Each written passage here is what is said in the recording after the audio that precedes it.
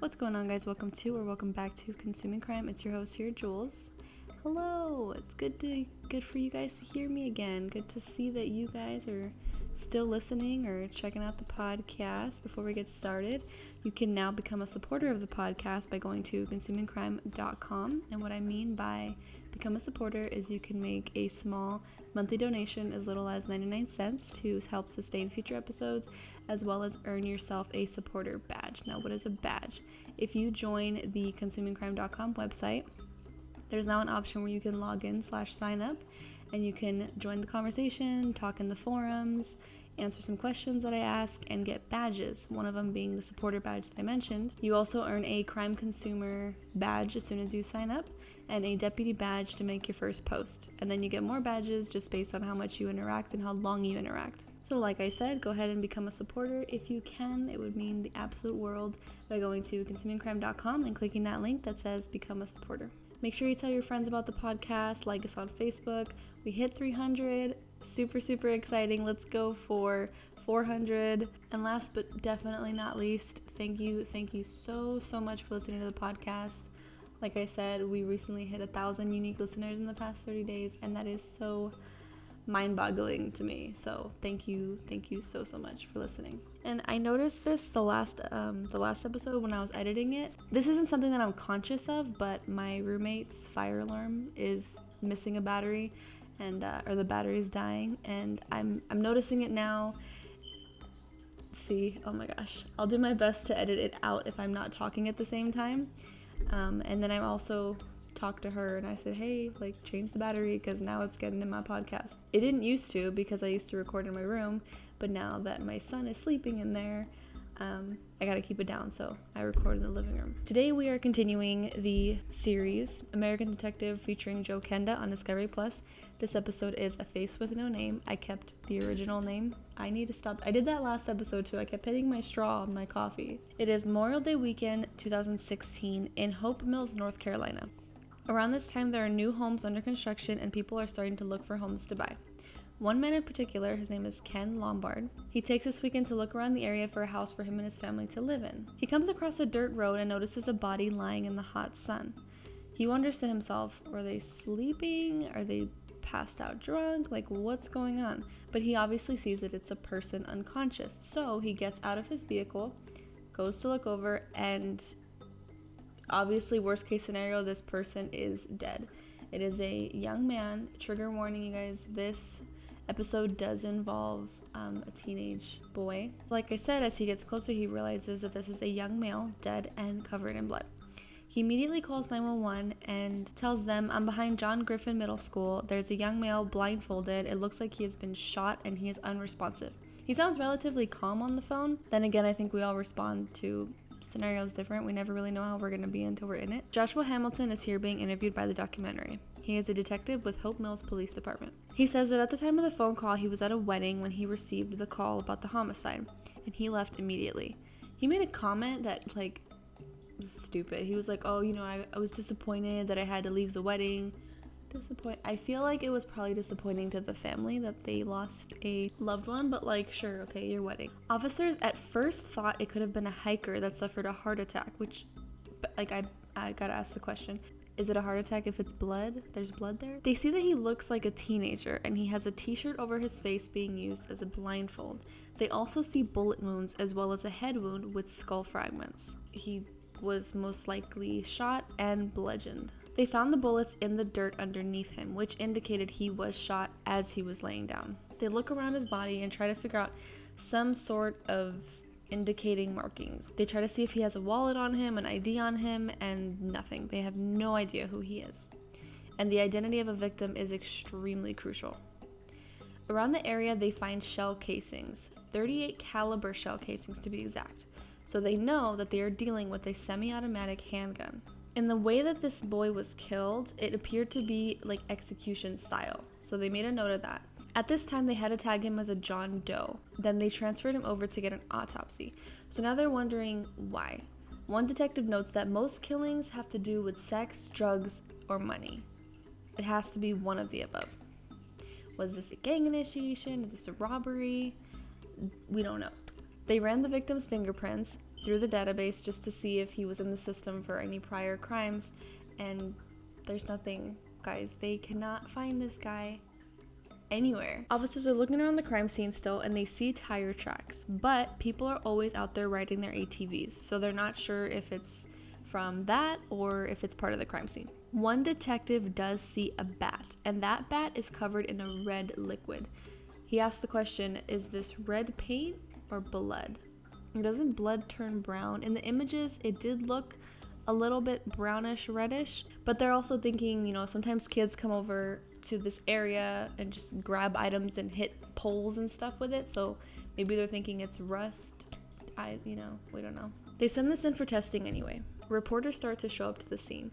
I asked the question at this point, like, how do these reporters know what's going on? And apparently this is something that reporters do or can do, is they listen in on police scanners, which actually is pretty smart of them. But officers did have a little bit of trouble keeping them off the crime scene, which is extremely, extremely important, obviously, because they can't contaminate it, which you would think reporters would know that, but guess not. Officers notice a car going back and forth around the crime scene, and they start thinking, are these the killers? Are these the suspects? You know, sometimes killers like to come back to the scene later on after the fact. They sent some other officers to go follow them and stop them at like a normal traffic stop. Say, who are you? Why are you driving around here? And they said that, officers, we were just looking around. We just wanted to see what was going on. And I mean, that's not against the law, is it? Like, honestly, same. I'm freaking super nosy. I'd probably do the same thing. They say, officers ask them, where were you on the 27th? And these guys say, we are in the military stationed at Fort Bragg. The officers did verify that they were on duty that night, so it really was just a couple of guys being a little bit nosy. Now we are back at the fingerprints. Unfortunately, nothing comes up, which means he hasn't been in trouble with the law. I already went over that. Why did I? Okay, I think I jumped ahead and told you something earlier, but now we know that times 2. But now officers are back at square one, not knowing who he is. They call around, calling different stations looking for any missing persons report that could possibly match who this person might be. They checked other cities, other counties, and there's nothing. This is extremely frustrating to officers because the challenge should be who's the killer, not who's the victim. The victim was transported and the autopsy is back now. He suffered multiple gunshot wounds to the torso, arm, and right thigh at different angles, which means he must have been rolling around and alive when taking most of the shots. The cause of his death was a blunt force object to the head. One of the officers receives a phone call at the coroner's office. He leaves the room to take the call. It's a friend of his from another sheriff's department. There was a missing persons report filed by Amanda Daniels. She filed it for her brother, 16-year-old Andrew DeRenzi. The family sends over a picture of Andrew, and the officer knows right away this is definitely the same person. He held the phone up next to the deceased body and confirmed, okay, this is the same person. Officer says, that's our kid. Because he's just a kid. He's 16 years old. At this point, I'm watching, and I'm just like, who did this? Like, seriously, whatever it was that serious to kill a 16-year-old boy? Seriously? Now they need to make a death notification to the family. Death notification, that sounds so, like, modern and, like, common. I hate the way that sounds. The family did expect it, but they obviously prayed for good news. They showed the brother the photo, and he said, yes, that's him. Everyone starts crying, and they just keep saying, you know, like, this can't be real. I can't believe this. And Amanda has children with her husband. So, you know, Andrew has nieces and nephews that just look up to him. And they're all, I mean, they're old enough to understand what's going on. And it's sad. And, you know, now that they're older, they're in the documentary as well being interviewed, and they adored him. You know, he wasn't a troublemaker. He wasn't a bad kid. So now we're really begging the question, like, what the hell happened? Andrew had moved in with his older siblings since their mother was having some health issues. At that time, it was just better living conditions. Andrew had 3 nephews, and he loved them dearly. They loved him dearly. He was bright. He was homeschooled.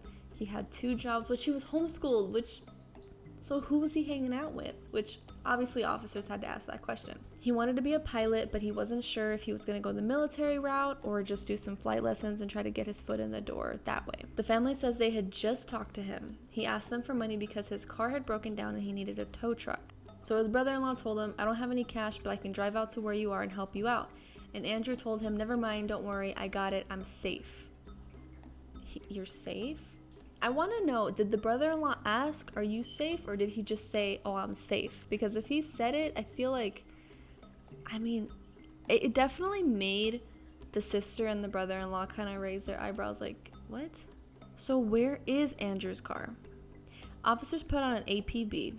I'm going to look up what it is. If you know what it is, leave me alone. If you don't know what it is, join the club. I'm about to tell you. Already been posted. Pretty sure that's not what that is. All points. Abbreviation APB, a radio message about a person or vehicle that the police are looking for, sent to all police officers who work in a particular area.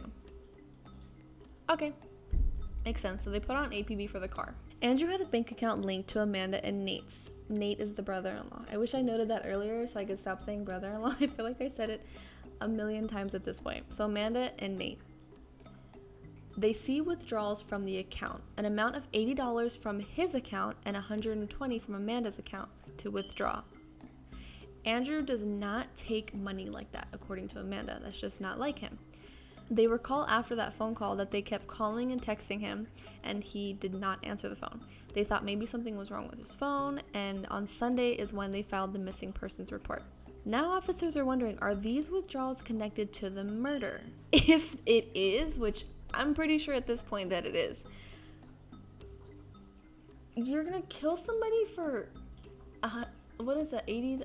Hold on, I'm in accounting, I know this. $200? Seriously? We'll find out. I take notes of my current reaction, so I'm trying to put myself back in that mindset so I can kind of go through it with you guys. But yeah, I'm just like, there's no way. That's insane. His only friend was a guy named Daniel, who he had recently moved in with a few weeks prior. Really quick, you guys, let me go over today's sponsor, which is Audible. Audible is a continuous sponsor of Consuming Crime.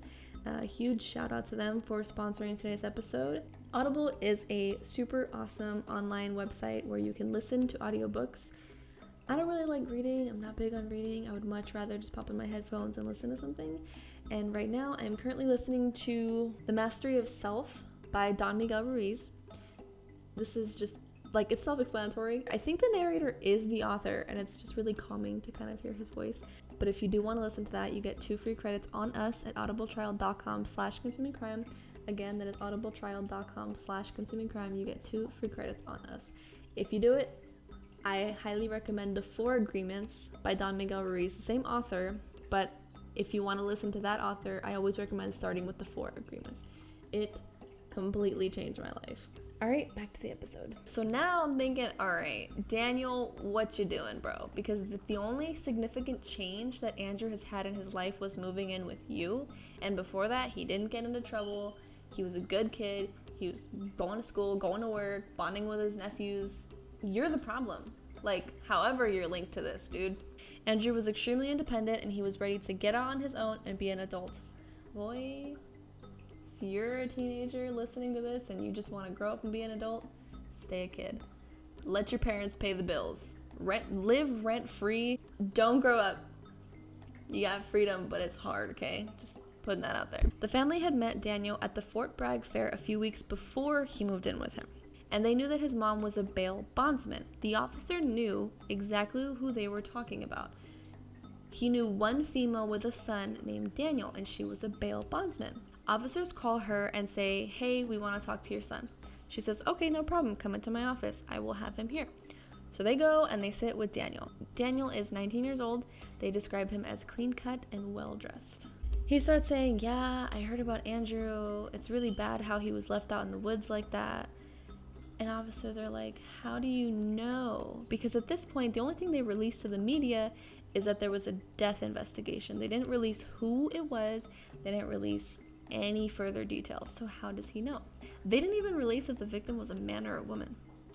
I mean, the family could have called him and told him, hey, Daniel, have you seen... No, but then how would he know that he was left in the woods and shot?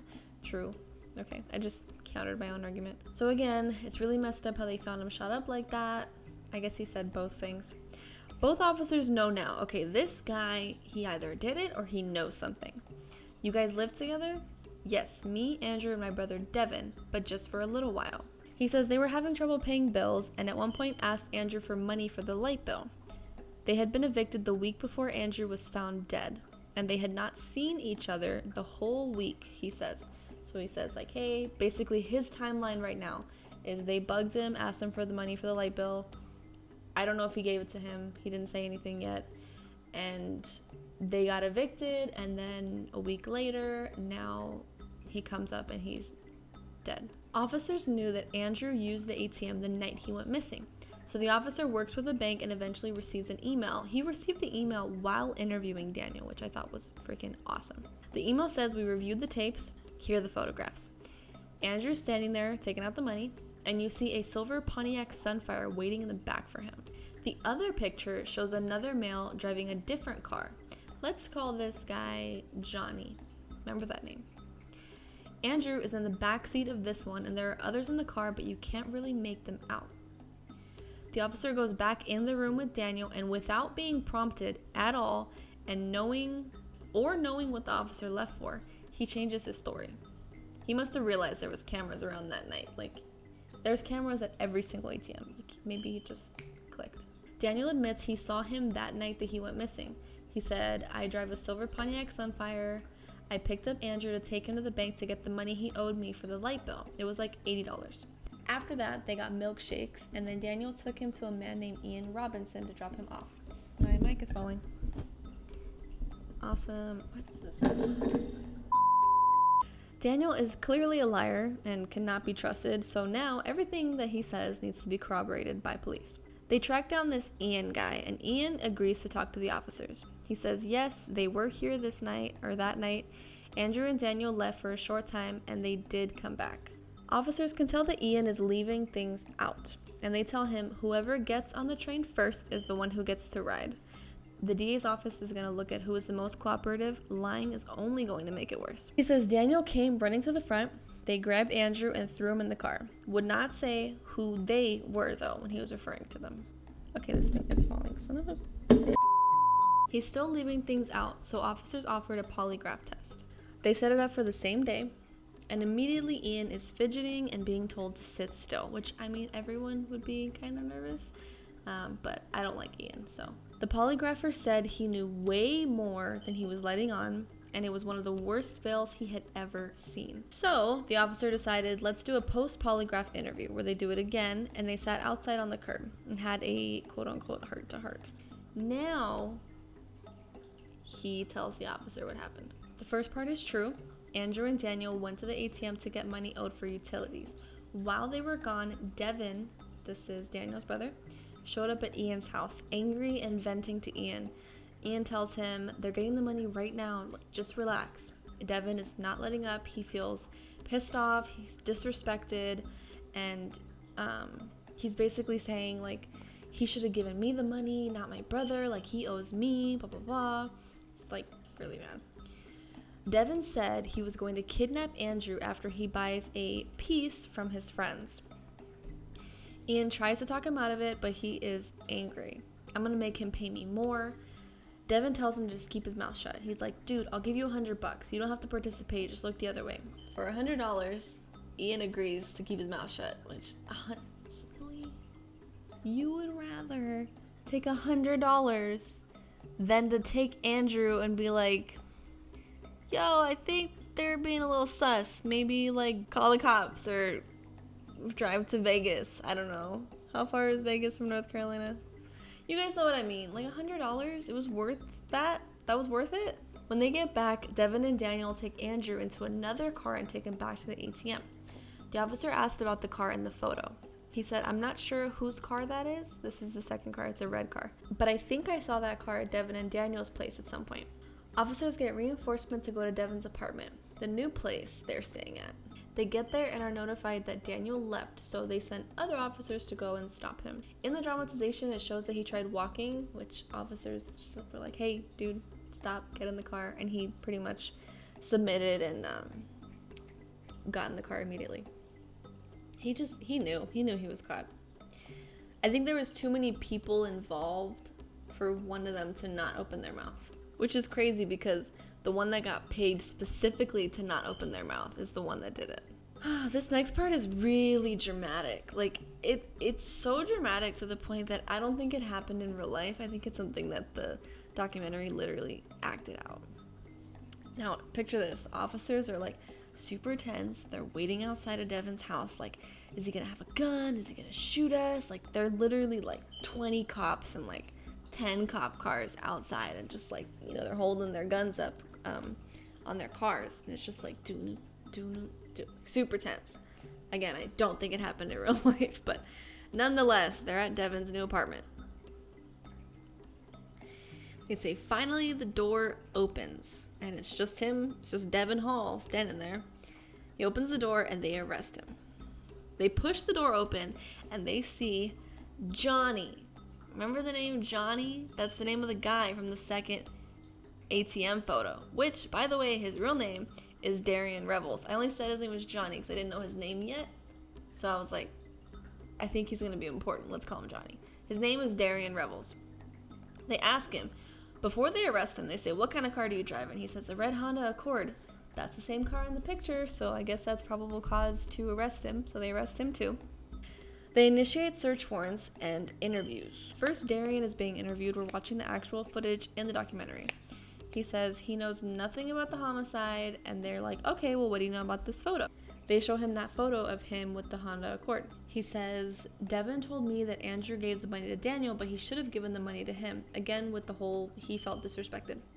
Darian wanted to help his friend get the money. So, Devin said he knew someone that had a gun for sale. He told Darian he would use it to threaten Andrew, so I guess he was just supposed to threaten him. They got the car and they went to pick up Deontay Walker, the guy who was going to sell them the piece, which I guess he didn't sell them the gun because he gets in the car and he was going to accompany them with the gun until they got the money. Darian says they got to Ian's house. Okay, so Darian says that they get to Ian's house. Devin left his car and then later on ordered Andrew to get in the new car, or the red car. He keeps saying, like, you owe me money, and Andrew's like, okay, take me to an ATM, I'll give you what I can. So that's when they go back and Andrew gives Devin his ATM card, which is where they take out the $120. Apparently the max that the machine can give you is about $200. After this, they pull into a dirt road and they all get out of the car. Darian in the interrogation now says, I couldn't watch anymore, so I got back in the car. The officer is talking to Devin in the interrogation now. He says, yo, you gotta get something. I don't care if it's $10, $15. And he says, F you. Apparently Andrew said F you to this guy, which even if he did, he doesn't deserve to die for it. And I don't think he did tell you that. I think you were just being a little brat because you didn't get your money. After Andrew gave him the money, he said, I did, like I was gonna let him go. No, you weren't. But his friend told him, nah, dude, like that's not enough. Like, first of all, doesn't he owe you money? Why does it matter what your little friend has to say? Why does it matter? Aren't you like a little bit older? You're 19 years old, picking on a 16-year-old? You're about to be 20. Your teens are gonna be over. Grow the up. They get out of the car. Now we're getting this from Devin's point of view and try to get more money out of Andrew. Devin suggests calling his family. He's like, hey, call your family, ask them for the money, say it's for a car problem. We already know this happened, and this plan fails. He's like, all right. If you do this next thing, do not tell anybody. We will let you go. Andrew puts a blindfold on himself. They put him in the trunk, and they drive around, basically having him tumble in the back of the trunk. While they're doing that, everyone in the car is talking, like, how do we know he's not going to say anything? Like, what if he snitches? Blah, blah, blah. So they stop the car, take Andrew out of the trunk, and Andrew tells Devin, thank you for not killing me.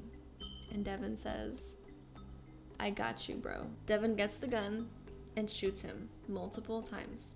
He falls to the ground and at one point tells him, shoot me in my head, which means like he was in that much pain that he just wanted to die. Devin keeps shooting and eventually runs out of bullets, and he's still alive. So this pisses Devin off. I don't even know how at this point you could look at somebody suffering and still get angry that they're not dead yet because they owed you like $10. He finds a bat and he beats him with it until he dies. I had to go over that really fast. Officer describes Devin as cold. And in this moment, he is showing zero remorse, which does not surprise me. After the interview, the only request he has is that he wants to call his mom. And on the phone, he says, I just got charged with murder, kidnapping, armed robbery. He doesn't even seem like he cares. So Daniel, Devin, and Darian are put in jail. I hate that their names are so similar because it's a little bit like hard to follow. And they had no previous criminal record before that, mind you.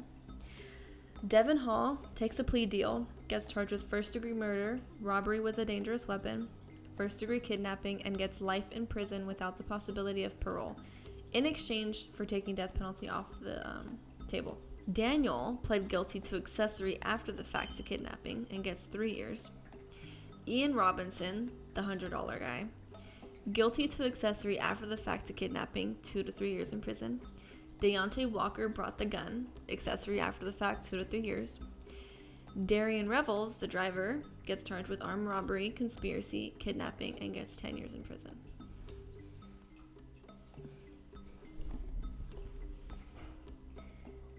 This 16-year-old boy lost his life because of a couple of chumps that had ego problem? I don't know, a little dick problem? I'm debating if I'm going to keep that in the episode, but I just might, because there is so much, you guys, I've seen it. People acting all hard, acting like they stand for something because they represent a gang. Like, does that make you hard? Or does that just mean that you were too much of a to join the real world and get a real job and do real things with your life? You want to join this fake cult gang to show what? That you got balls? And then you end up in jail where there's more gangs.